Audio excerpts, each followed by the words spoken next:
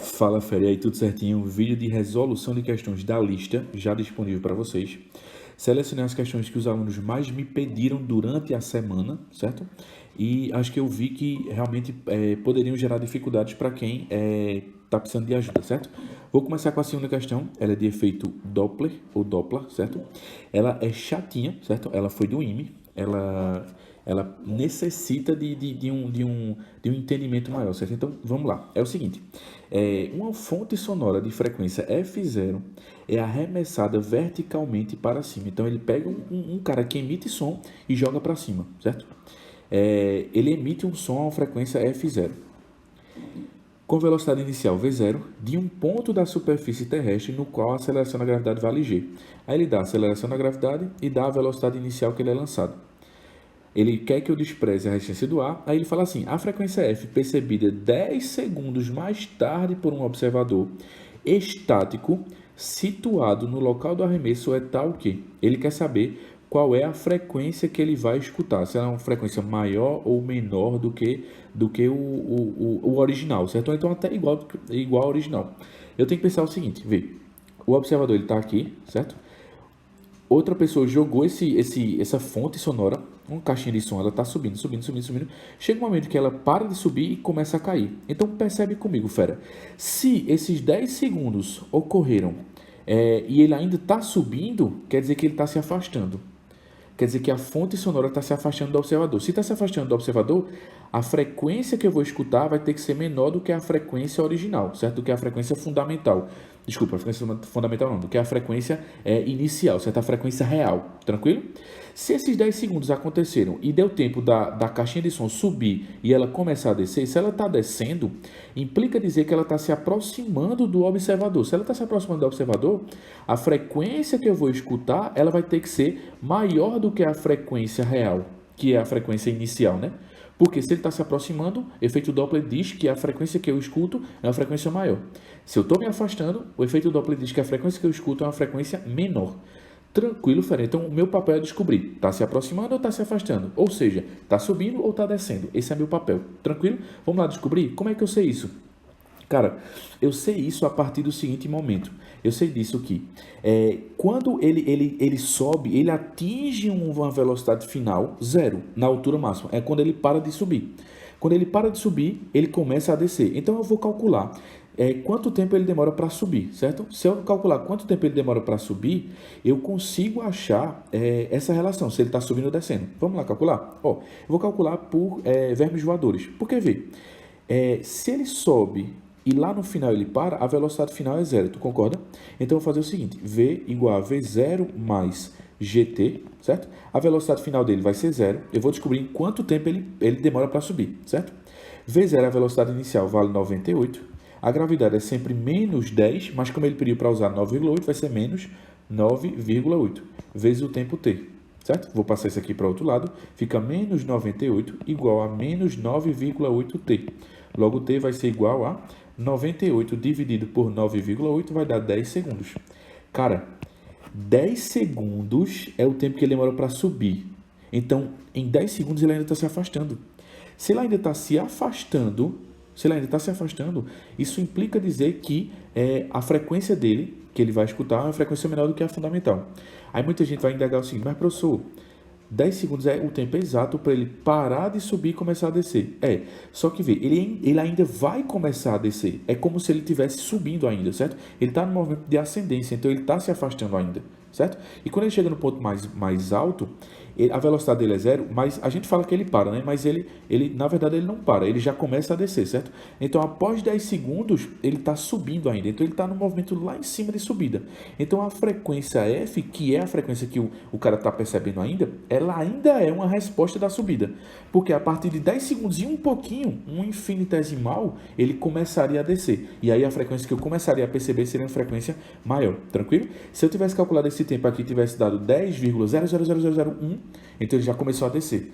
Então a frequência que eu perceberia teria que ser maior. Tranquilo? Ele vai começar a descer ainda. Então ele ainda está no movimento de ascendência. Então a frequência que eu escuto tem que ser menor do que a original, porque como ele está na ascendência, ele está se afastando de mim. Tranquilo? Então a frequência que eu vou escutar, a frequência aparente, que é o F que ele chama aí, ela tem que ser menor do que a frequência fundamental, a frequência original, que é o F0, e ela tem que ser maior do que zero, né? Porque ela ainda existe. Tranquilo? Então a alternativa letra A. Eu sei que gera confusão, porque quando o cara calcula 10, o cara já quer dizer que 10, então ele está parado lá em cima. Se ele está parado, não tem movimento relativo, as frequências são iguais. Eu sei que tu quer fazer isso, mas isso é errado, porque a gente fala que ele para lá, mas é uma parada instantânea, certo? Ele não fica parado, ele para e já começa a descer. Então, quando atingir 10 segundos, ele ainda está no movimento de ascendência. 10,000001, ele começaria a descer. Eu só poderia afirmar que as frequências são iguais se o cara tivesse de fato parado. Se ele tivesse chegado lá em cima e parado em cima de uma plataforma. Sei lá, um parapeito. Ele jogou e a caixinha de som ficou enganchada no parapeito. Aí sim ela está parada de fato. Tranquilo, fera? Beleza. É questão de IME. É questão difícil, certo? Então, vamos embora para a próxima questão. Terceira questão, puramente interpretativa. Ela é boa de se observar pelas figuras, mas nas alternativas ele tenta te enganar, certo? Então, toma cuidado, toma cuidado. Vamos lá. Terceira questão, ele fala assim. A figura apresenta, na mesma escala, duas ondas sonoras que se propagam no ar.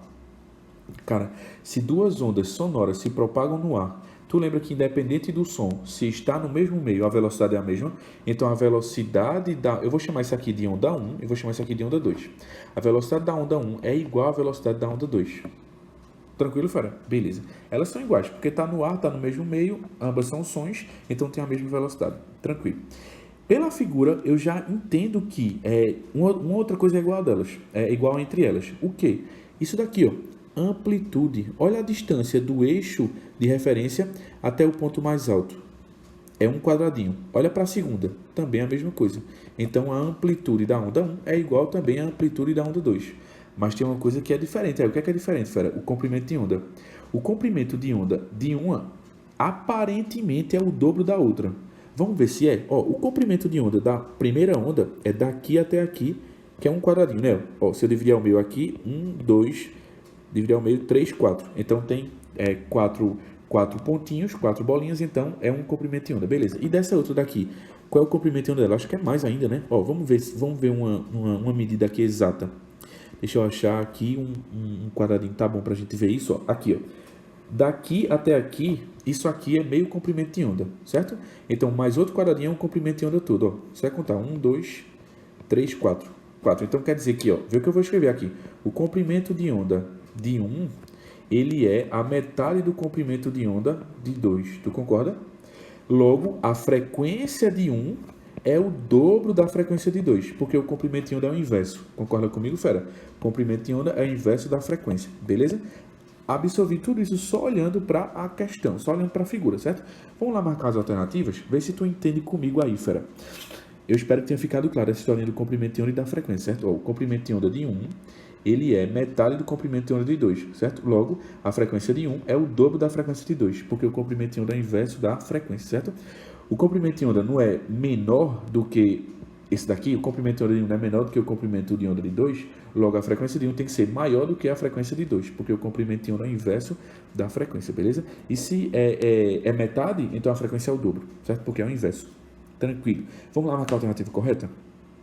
Com relação a essas ondas, pode-se afirmar que apresentam, letra A, o mesmo período. Ei, eu esqueci de falar do período, né? Cara, se a frequência ela é diferente, o período também é diferente, né? Porque o período e a frequência são inversamente proporcionais. Se as frequências fossem iguais, os períodos também deveriam ser iguais. Como as frequências são diferentes, os períodos também são diferentes.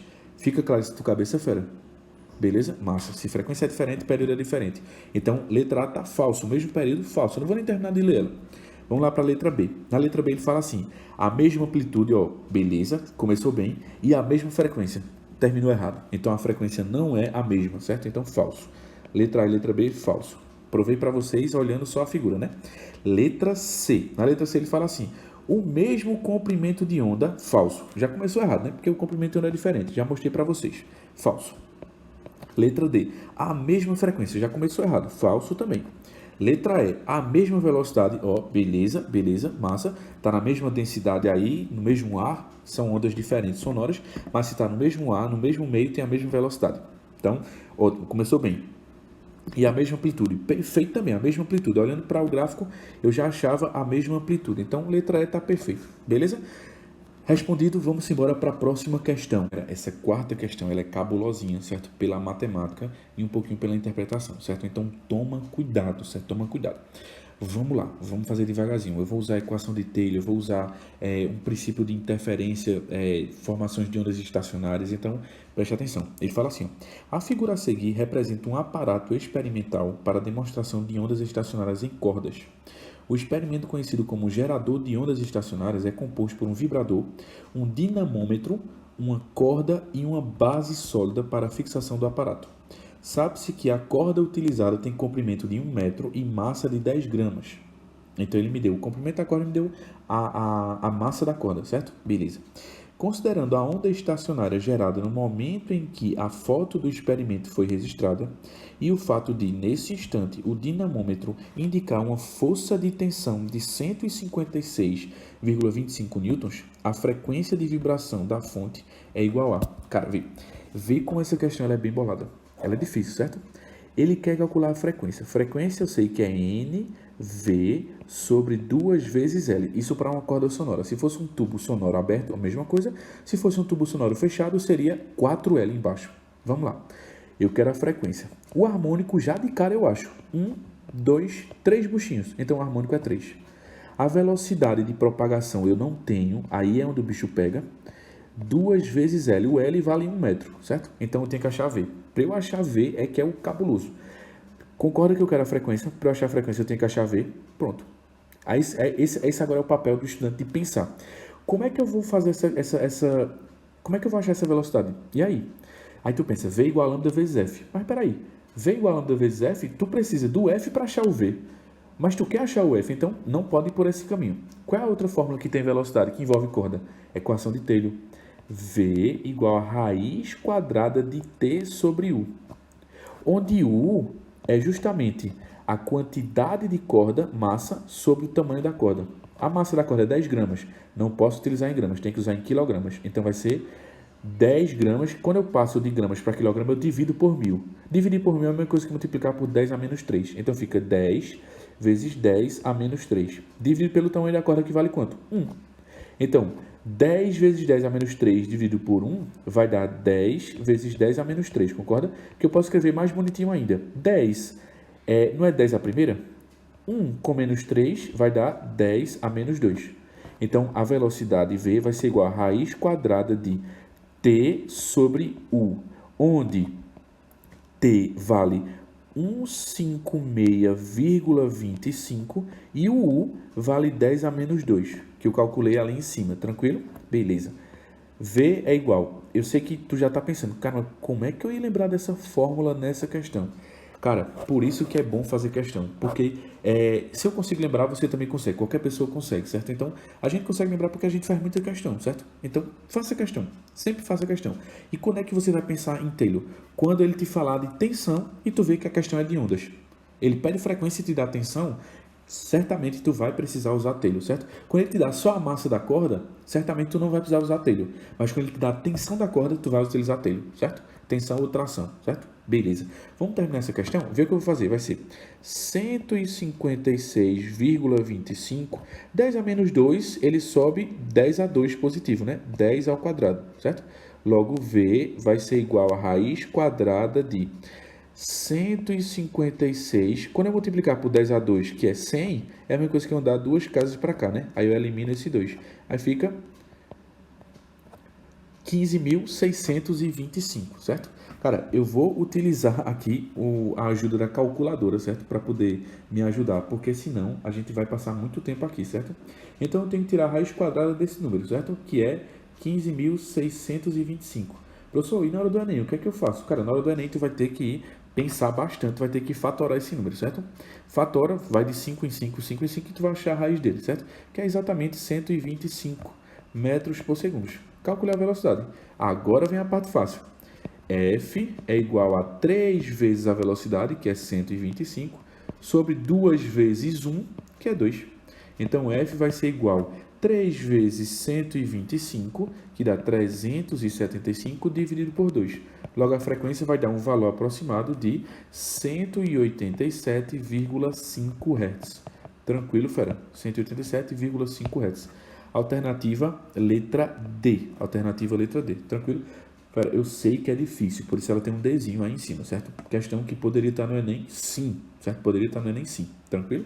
Então, toma cuidado, certo? Toma cuidado. Vamos embora para a próxima questão. Fera, 17ª questão. É outra que é cabulosíssima, certo? Bem como a última que eu fiz agora. Vamos tomar cuidado nela, certo? Ela fala assim, ó, questão 17. Uma corda ideal está atada a um diapasão que vibra com frequência F1 e presa a um corpo de massa 2,5 kg, conforme a figura 1. A onda estacionária que se forma possui 6 ventres, que formam 3 metros de comprimento. Beleza. Um diapasão de frequência F2 é posto a vibrar na borda de um tubo com água, conforme a figura 2. O nível de água vai diminuindo e na altura 42,5 centímetros ocorre o primeiro aumento da intensidade sonora. Desprezando os atritos e considerando a roldana ideal, a razão entre as frequências F2 e F1 é de aproximadamente... Cara, é o seguinte, são duas situações distintas, certo? Não confunde. A figura 1 são de cordas sonoras e a figura 2 são de tubos sonoros fechados. E quando ele fala primeiro aumento da intensidade sonora, primeiro é a frequência fundamental, certo? É o harmônico fundamental, que N vale 1, certo? Para o tubo sonoro fechado. Então, eu vou calcular a frequência da parte de cima e vou calcular a frequência da parte de baixo. E aí eu vou relacionar as duas. Simples assim, certo? Vamos para a primeira figura. Vou botar aqui, ó, F1, certo? Que é da figura 1. Vamos lá calcular a frequência. Para calcular a frequência na corda sonora, aplica a fórmula, né? F é igual a NV sobre 2L, certo? NV sobre 2L. É 2 embaixo porque é uma corda sonora, né? Aí a frequência vai ser igual o N. O N vale quanto? O N é o harmônico. Ele me fala que são 6 ventres, são 6 buchinhos, o harmônico é igual à quantidade de buchinhos. 6. Então o harmônico é 6. É o sexto harmônico, onde N vale 6. A velocidade eu não tenho. E aí é onde o bicho pega que eu vou ter que fazer a mesma coisa que eu fiz na questão anterior, certo? Eu vou achar essa velocidade. E 2 vezes L. L é o comprimento da corda, que é de 3 metros. Beleza. Vê o que eu vou fazer. Vou achar a velocidade, certo? A velocidade vai ser... Novamente, lembra que se ele te dá tensão aí, eu vou ter que achar a velocidade pela equação de Taylor. Porque se eu aplicar V igual a lambda vezes F, eu vou precisar de F para achar o V. Mas não faz lógica porque eu quero o F. Então, assim, não sai por ela, certo? Sai pela equação de Taylor. Raiz quadrada de T sobre U, certo? Vou calcular aqui a tensão e o U, certo? Aqui de lado, aqui, beleza? Aqui em cima, né? Para não ficar confundindo. Cara, como está em equilíbrio, o peso da massa M é igual à tração que puxa essa corda, certo? Então, a tração é igual ao peso, certo? O peso é massa vezes a gravidade. A massa é 2,5, a gravidade vale 10, então vai dar 2,5 vezes 10, vai dar exatamente 25 newtons. Achei a tensão, certo? Vale 25, beleza. Entendeu, né, fera? Que é essa relação aqui que eu usei, relação dinâmica. A tração que puxa para cima é igual ao peso que puxa para baixo porque está em equilíbrio, certo? Está em equilíbrio. Esse peso nem sobe nem desce, essa massinha M nem sobe nem desce. Então, a tração do fio é justamente o peso. E como é um fio só, esse aqui é um fio só, certo? Isso aqui é o mesmo fio, então a tração aqui nesse ponto é a mesma tração em qualquer ponto que eu escolha, certo? A tração é igual, então a tração vale 25 newtons. Beleza, achei a tração. Agora falta achar o U, né, que é o Mi. O Mi, que é a densidade linear, é justamente a quantidade de massa da corda que ele me dá aí, que ela vale quanto? Ele dá aqui embaixo. Não, ele já me dá a densidade linear da corda aqui embaixo, cara. Ó, já me deu aqui. Então não preciso calcular, não. A densidade linear está aqui, ó. A densidade linear são 250 gramas por metro, certo? 250 gramas por metro. Eu vou ter que passar isso aí para quilograma, certo? Como é que eu passo de gramas para quilograma? Dividindo por 1000, né? Então, a densidade linear vai ser 250 dividido por 1000, vai dar 0,25 quilogramas por metro, certo? Eu tive que passar de gramas para quilogramas. Se são 200 gramas a cada metro, são 250 gramas dividido por 1000, passei para quilogramas, são 0,25 quilogramas por metro. Tranquilo? Essa divisão aí tem que ser clara na tua cabeça. Se não for, conversa comigo para eu te ajudar. Beleza. Achei a densidade linear dele. Agora é só achar o V. V vai dar igual a raiz quadrada de T, que é 25, sobre U, que é 0,25. Vê o que eu vou fazer. Uma casa, duas casas. Aumento duas em cima. Eu vou ficar com 2.500 dividido por 25, que vai dar 100. Logo, a velocidade é raiz de 100. Beleza? Ó, 2.500 dividido por 0,25. Desculpa, 25 dividido por 0,25 ou 2.500 dividido por 25 vai dar 100, certo? Como você queira fazer, vai dar a mesma resposta. Raiz de 100 é 10. Volto aqui para cima para finalizar a questão. Logo, 6 vezes 10, que é a velocidade que eu acabei de achar, sobre 2 vezes 3. Cara, 2 vezes 3 não dá 6? 6 cortando com 6, só sobra quem? 10. Logo, a frequência, ela vale exatamente quanto?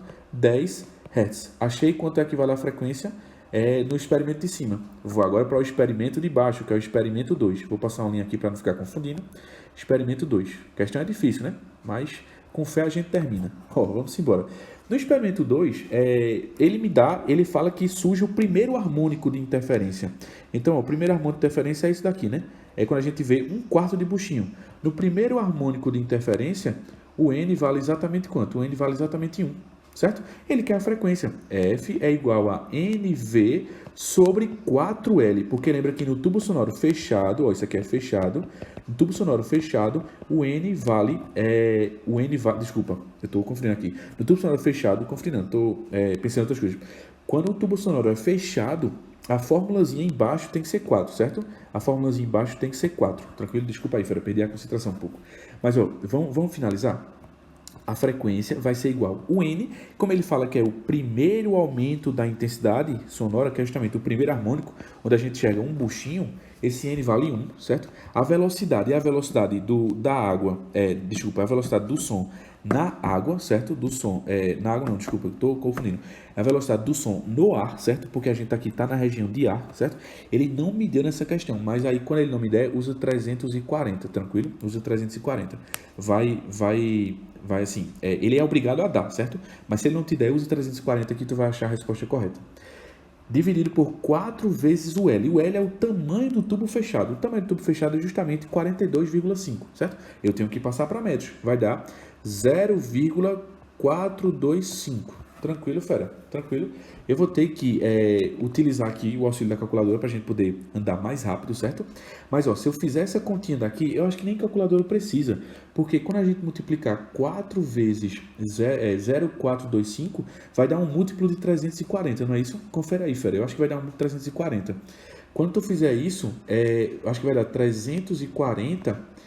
4 vezes 0,425, eu acho que vai dar 0,17, não é, fera? Confere aí comigo, por favor. Isso vezes isso, eu acho que vai dar 0,17, se eu não me engano. Ou é 1,7, vai dar 1,7, fera, 1,7. Então vai ser 340 dividido por 1,7, não é isso? Confere aí. Quando a gente fizer essa divisão, eu vou só conferir aqui se está tudo certinho mesmo. Dividido por 1,7, isso mesmo, dá certinho. Vai dar 200 Hz, tranquilo, fera? Só para tu não se perder. Essa multiplicação aqui vai dar 1,7, certo? Vai dar 1,7. Aí quando eu dividir 340 por 1,7, vai dar exatamente 200 Hz. Então a frequência 2 vale 200 Hz. Como ele quer a divisão entre os dois, ele quer a relação entre a frequência 2 e a frequência 1, justamente quando ele fala a razão entre F2 e F1, quem vem primeiro é o numerador, que fica em cima, e quem vem depois é o denominador, que fica embaixo. 200 por 10 vai dar 20. Tranquilo? Essa é a razão. Alternativa letra C, beleza? É uma questão que é chata, eu sei que ela é chata, certo? Então, fera, toma cuidado para não se perder no meio da questão, certo? Desculpa em alguns momentos eu perdi o pensamento aqui, porque eu estou muito cansado, certo, fera? É muita coisa para a gente fazer, então desculpem aí. Beleza? Qualquer dúvida, conversem comigo, certo? Vamos embora para a próxima questão. Fera, vamos lá fazer a 18ª questão. Eu escolhi ela porque ela é de Doppler e ela é bem chatinha, certo? Ela se resolve com aquela forma reduzida. E aquele bizuzinho que eu te disse a respeito do marca a alternativa mais próxima e tal, quando não tiver tempo, nessa questão, infelizmente, ele não se aplica, porque como eu acho que eu até citei em sala, os valores são bem próximos uns dos outros, certo? 438 é bem próximo de 432. Então, toma cuidado, certo? Tu só tem aquela saída se tu realmente, de fato, não tiver tempo para fazer a questão. Então, vai lá e faz, certo? Mas, se tiver tempo, faça a continha para provar, tranquilo? Tu vai ver que a resposta não vai ser o mais próximo nessa questão, certo? Eles já estão ligados no bizu da gente. Então, vamos embora. Ele fala assim, Pedro é músico e estudante de física. Certo dia, Pedro estava no alto de um palco, afinando seu violão. Ele usava um diapasão de 440 Hz. Por um descuido, Pedro inadvertidamente deixa o diapasão cair. Ele, que tem um ouvido muito bom, percebeu que enquanto o diapasão caía, o som percebido se alterava para frequências diferentes daqueles de 440, que ele estava ouvindo antes. Muito curioso, Pedro resolveu determinar a frequência do diapasão percebido por ele, no instante imediatamente antes de o diapasão tocar o som. Para isso, ele mediu uma altura de queda de 1,80 metros e, considerando a velocidade do som como 330, ele chegou a um valor de... Cara, eu já monto essa questão na minha cabeça da seguinte forma. O diapasão ele está caindo, certo? E Pedro ele está aqui escutando o som que o diapasão está emitindo, certo? Como está se afastando de Pedro, Pedro é o observador, certo? E a fonte é justamente o diapasão, certo? Como ele está se afastando de Pedro, a frequência que eu vou escutar é uma frequência menor do que a frequência original que ele emite, que é 440, certo? Então, para eu calcular essa frequência que ele está escutando, eu tenho que aplicar efeito Doppler, certo? Quando tem velocidade relativa entre observador e fonte, tu tem que se ligar no efeito Doppler, certo? Vamos aplicar? Ó, frequência aparente é igual a frequência real. Esse caso é o caso reduzido, que o observador está parado, certo? E aí quando tu pode aplicar aquela relação que eu te dei, que é V do som em cima, V do som embaixo, mais ou menos o V relativo, certo? Que é o V da fonte, tranquilo? Aí vê como vai ficar montado. A frequência aparente, que é o que eu quero, vai ser igual à frequência real, que é 440 Hz, certo? A velocidade do som, que é 330, ele me deu isso na questão, certo?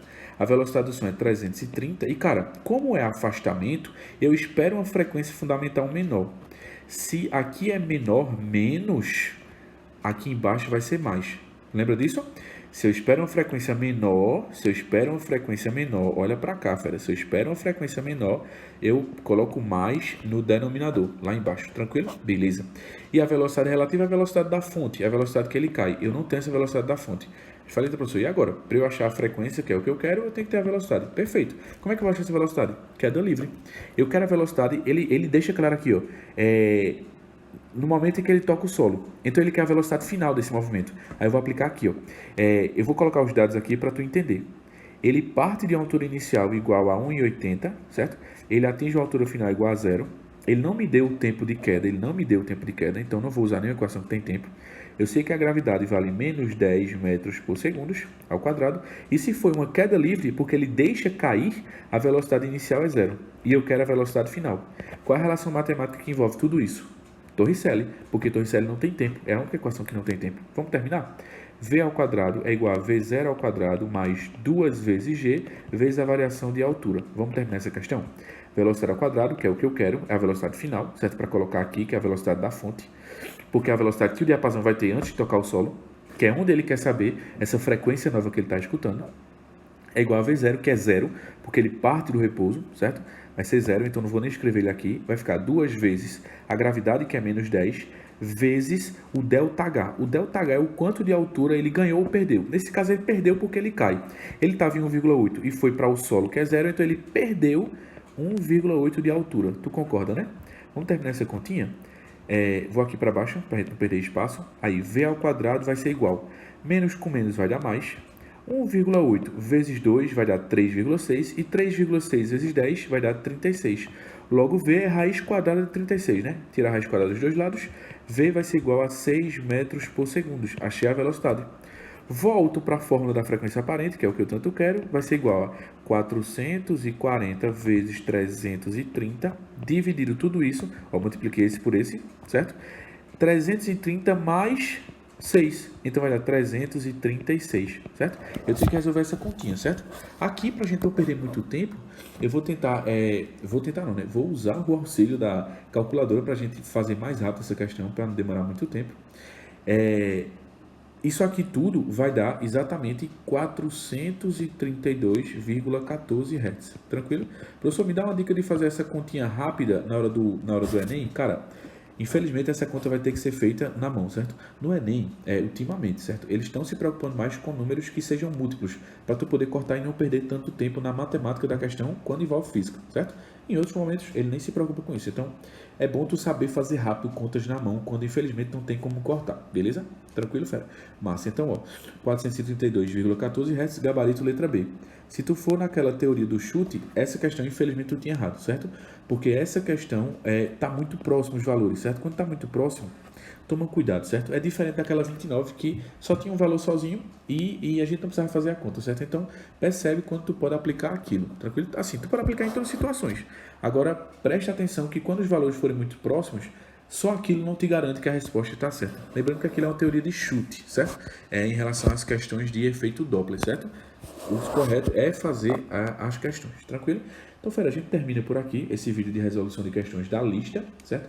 Qualquer dúvida que tu tenhas, por favor, conversa comigo, beleza? Então, ó, um cheiro a todos e